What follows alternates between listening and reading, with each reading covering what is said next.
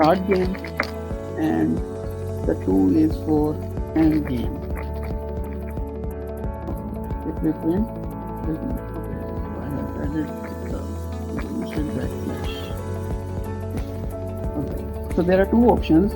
One is start game and the other is end game, and inside the start game it is written 1 and the other is written 2. So we have two options, 1 and 2. Okay. So what we will do, we will create the scanner input. When creating option system, we have to create a menu like this. Okay. We need to, and then we create each choice is equals to input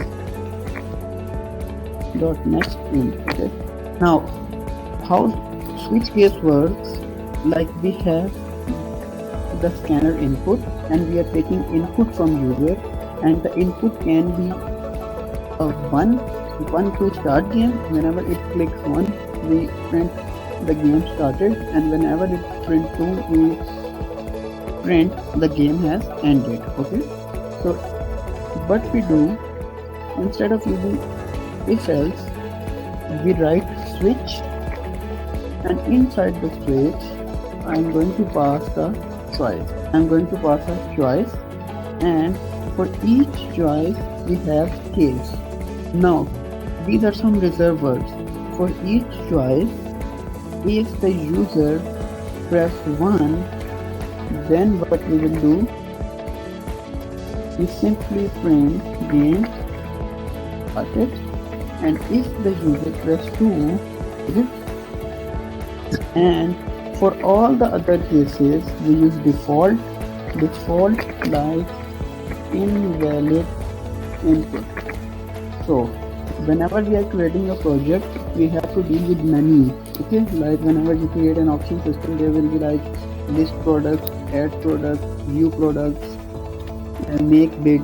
So we have to create a menu, and this will be the, like if the user presses 1, we will call the class corresponding to this choice. Okay. Okay.